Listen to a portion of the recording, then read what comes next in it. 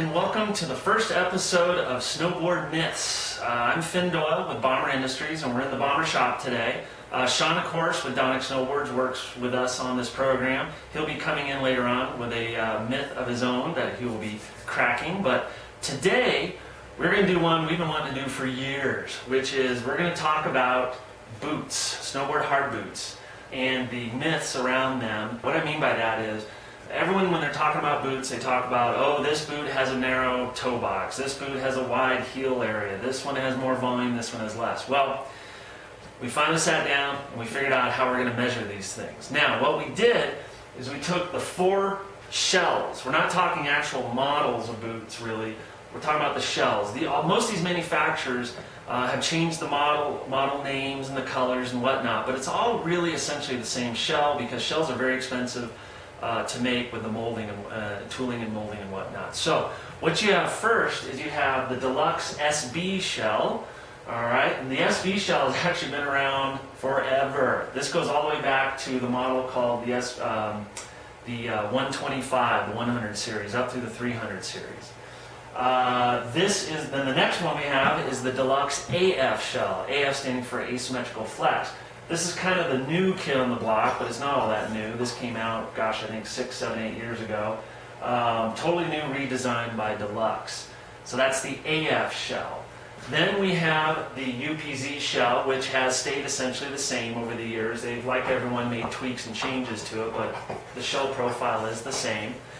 And then, finally, we have the head boot, which, like a lot of these boots, it's the same shell. We're going to perform 2 tests on these. We're going to do a volume test, and then we're going to do a profile test. So let's talk about the volume test first. Okay, so the first test we're going to do now is the volume test. And the way we did that is we took the lower shell of each one of these 4 boots, and we taped the bottom of the shell. What I mean is, the bottom of a lot of these shells have ribs in it. We didn't want the sand filling those ribs, so we taped them all. And then we filled them with 3 inches of sand, height of 3 inches. All right, measured off the back. Here's some photos showing that. So then we took that sand and weighed it, and that gave us a volume for each one of these boots. Now, by the way, all these results that we're going to describe in this video are on an accompanying article that we're going to put on the website. But in the case of the volume test, we actually got a 10% difference from the highest volume to the lowest volume. The highest volume was the SB boot, which had a 1600 cc volume of sand. And the lowest volume was the head boot at about 1453 cc's of sand. That's a 10% difference. And then, of course, the AF shell and the UPZ came in the middle.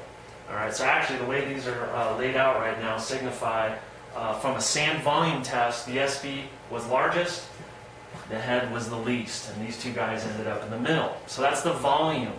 Now, that of course is not everything.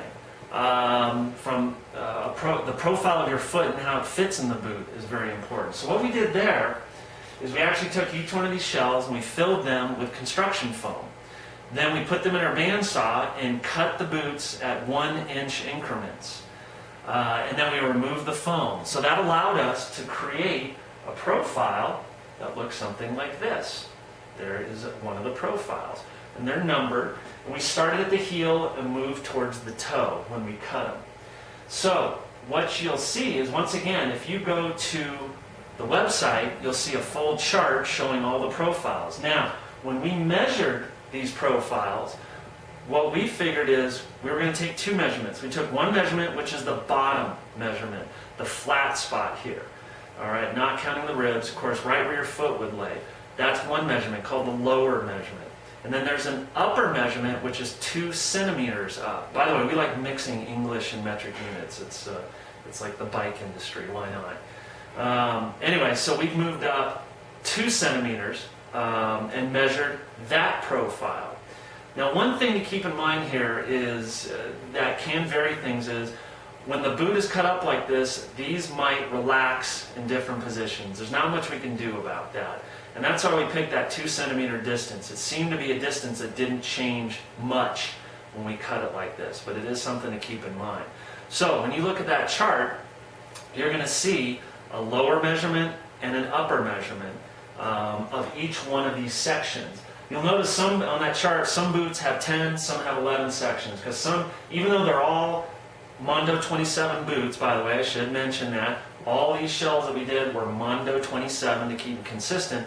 Some of the boots have a longer sole length than others, so that seemed to change how many sections we ended up with. But we always started at the heel and moved forward. So when we measured these boots, you're going to see on the chart that's on the article, you'll see all those measurements. Just for discussion here, what we concluded was, if you look at the heel area, the boot that was the widest in the heel was actually the SB boot. The SB boot had the widest heel section in it at the lower area, it was about 7.5 centimeters.